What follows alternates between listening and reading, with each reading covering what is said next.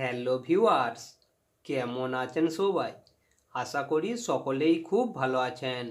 আজ আমি জানাবো আমাদের সকলেরই খুবই পরিচিত একটি সাধারণ সবজির বহু অসাধারণ গুণাগুণের কথা। এমন কোনো বাঙালি খুঁজে পাওয়া যাবে না যারা খাবারের সাথে শসা খাননি। আবার অনেকে ওজন কমানোর জন্য গবগবিয়ে শসা খান। কেউ কেউ তৃষ্ণা মেটাতে এই সবজিটি খেতে পছন্দ করেন, স্যালাড হিসাবে হোক কিংবা তরকারিতে। শসা অত্যন্ত পুষ্টিকর ও উপকারী। তারপরেও এখানে একটি প্রশ্ন থেকেই যায়, অতিরিক্ত মাত্রায় শসা খাওয়া স্বাস্থ্যের পক্ষে কতটুকু ভালো বা খারাপ। অনেকেই আছেন যারা ওজন কমানোর জন্য সারাদিনে কোনো রকমের খাবার না খেয়ে শুধুমাত্র শসা খাচ্ছেন। এটি যে শরীরের পক্ষে কতটা ক্ষতিকারক সে খবর কজনই বা রাখেন। আজকে আপনাদেরকে জানাবো অতিমাত্রায় শসা খাওয়ার কিছু অপকারিতা সম্পর্কে।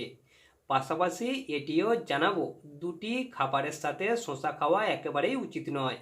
আপনি যদি এই দুটি খাবারের সাথে শসা খান বা শসা খাওয়ার পর এই দুটি খাবারকে খাদ্য তালিকায় রাখেন, তাহলে মারাত্মক রকমের স্বাস্থ্য ঝুঁকি হতে পারে। মোট কথা, শসা খাওয়ার উপকারিতা, শসা খাওয়ার অপকারিতা, শসা খাওয়ার নিয়ম এবং শসা খাওয়ার সাথে কোন খাবার খাওয়া যাবে না তা জানতে পুরো ভিডিও জুড়ে আমার সাথে থাকতে হবে। কেননা কখন কোন রোগের কি উপকারিতা সম্পর্কে বলবো আপনারা কখনোই জানতে পারবেন না যদি কেটে কেটে দেখেন। আর আপনি যদি আমাদের চ্যানেলটি এখনও সাবস্ক্রাইব করেননি, তাহলে প্রথমে সাবস্ক্রাইব করে পাশের ঘন্টাটি অন করে রাখুন, কারণ তার ফলে আমাদের পরের দিনের নতুন ভিডিওটি সবার প্রথম আপনি দেখতে পাবেন। চলুন এবারে মূল ভিডিওতে যাওয়া যাক। অতিরিক্ত শসা খাওয়ার বিরূপ প্রতিক্রিয়া থাকলেও এর অনেক স্বাস্থ্য উপকারিতাও আছে। শসাতে প্রচুর মাত্রায় vitamin B, thiamine, niacin, vitamin বি6, folate, vitamin K, glucose, fibre, protein, বিভিন্ন ধরনের খনিজ পদার্থ যেমন ম্যাগনেসিয়াম, পটাশিয়াম, ক্যালসিয়াম, ম্যাঙ্গানিজ, লৌহ, সোডিয়াম, দোস্তা ও সামান্য পরিমাণে ক্যালোরি ও জলীয় পদার্থ পাওয়া যায়। কোন কোন রোগে শসা ব্যবহার করা যেতে পারে তা কি আপনাদের জানা আছে? চলুন জেনে নিই। জল শূন্যতায় শরীরে জলের চাহিদা মেটাতে শসা কিন্তু খুবই উপকারী। একটি শসায় প্রায় 95% জল থাকে। দুর্বলতা কাটিয়ে দ্রুত সতেজ করতে পারে শসা। এটি ভিটামিনের চাহিদা পূরণ করতে পারে। মানব শরীরে যে সমস্ত ভিটামিনের প্রয়োজন তার বেশিরভাগই শসায় থাকে, যেমন ভিটামিন এ, ভিটামিন বি এবং ভিটামিন সি, যা রোগ প্রতিরোধ ক্ষমতা বাড়ায়। ডায়াবেটিস প্রতিরোধে শসা খুবই উপকারী। শসা ডায়াবেটিস ও সুগারের জন্য খুবই ভালো খাবার। শসায় থাকা বিশেষ উপাদান রক্তের কোলেস্টেরলের মাত্রা কমাতে সাহায্য করে। কিডনির পাথর নিয়মিত যদি কেউ পরিমিত পরিমাণে শসা খেতে পারে, শসার জলীয় অংশ দেহের বর্জ্য দূষিত পদার্থ প্রস্রাবের মাধ্যমে বের করে দেবে, যার ফলে নিয়মিত কেউ শসা খেলে কিডনিতে পাথর সৃষ্টি হলে তা গলে বের হয়ে যেতে সাহায্য করবে শসা। ইউরিন ব্লাডার, লিভার, প্যাঙ্কিয়াসের সমস্যার সমাধানে শসা খুবই উপকারী। শসা কোলেস্টেরল নিয়ন্ত্রণে সাহায্য করে থাকে। 100 গ্রাম শসার রস খালি পেটে রোজ সকালবেলা খেতে পারলে কোলেস্টেরল নিয়ন্ত্রণে চলে আসবে। সকালে খাবার খাওয়ার 15 থেকে 20 মিনিট আগে খেতে হবে শসার এই রস। মাসখানেক এমনভাবে খেলে শরীরের কোলেস্টেরলের মাত্রা এমন নিয়ন্ত্রণে চলে আসবে যে তার আর বৃদ্ধি পাবে না। শসা স্মৃতিশক্তি বাড়াতে দারুণ কাজ করে থাকে। শসার রস নিয়মিত খাওয়ার ফলে মস্তিষ্ক ও ধমনীতে জমে থাকা প্রচুর পরিমাণে এলডিএল হ্রাস হয়, যার ফলে স্মৃতিশক্তিও প্রখর হয়। রক্তচাপ নিয়ন্ত্রণে কাজ করে থাকে এই শসা। শসায় আছে প্রচুর পরিমাণে vitamin C, magnesium, silica, potassium ও আঁশ জাতীয় পদার্থ।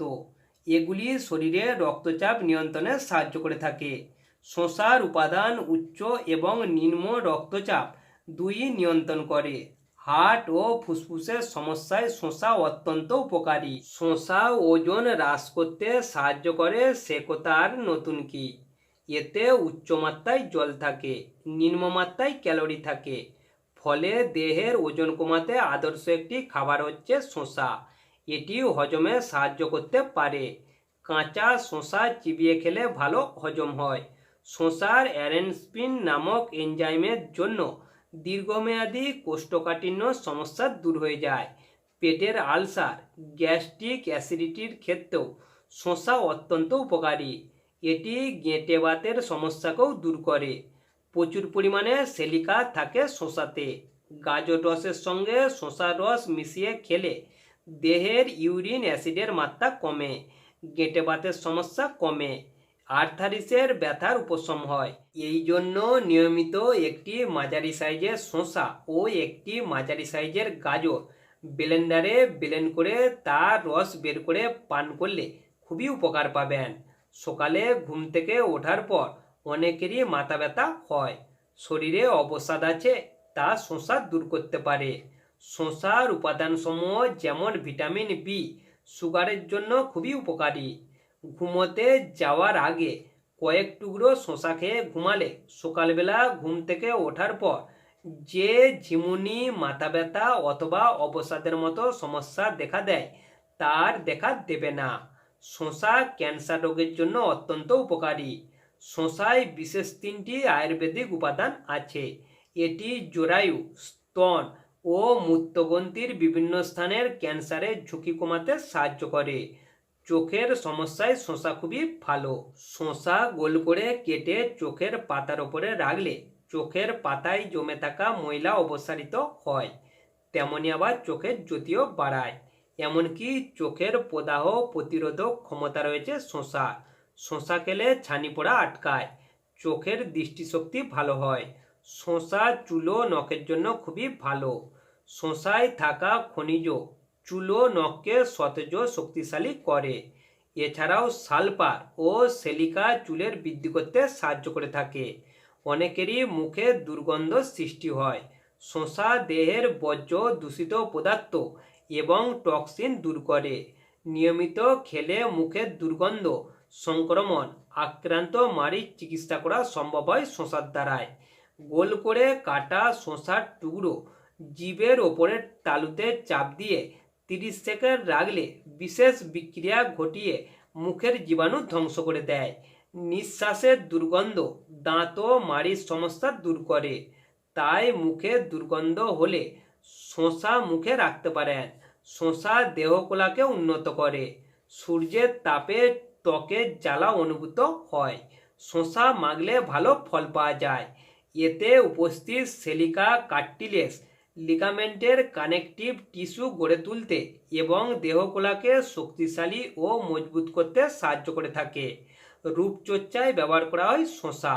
স্বাস্থ্য রক্ষার সঙ্গে ত্বক ও চুলের জন্য উপকারী এই সবজিটি একজিমা সারাতে ও আটকাতেও বিশেষ ভূমিকা পালন করে থাকে এই শসা। এই হচ্ছে শসার উপকারিতা।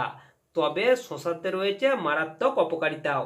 আমরা যেভাবে শসা খাই তাতে এর পুষ্টিমান বিন্দু পরিমাণও আমাদের শরীরে পৌঁছয় না।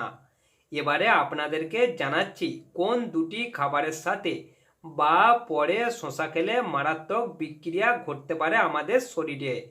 তারপরে জানাবো কি কি ক্ষতি হয়।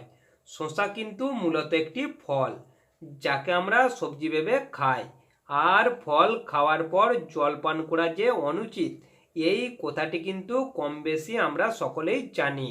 শসা খাওয়ার পর আমরা অনেকেই জলপান করি, কিন্তু শসা খাওয়ার পর জলপান করলে তা শরীরের পক্ষে যে কতটা ক্ষতিকর তার কেউ খবর রাখে না। শসা খাওয়ার পরপরই জলপান করলে শরীরের পিএইচ লেভেল ঠিক থাকে না।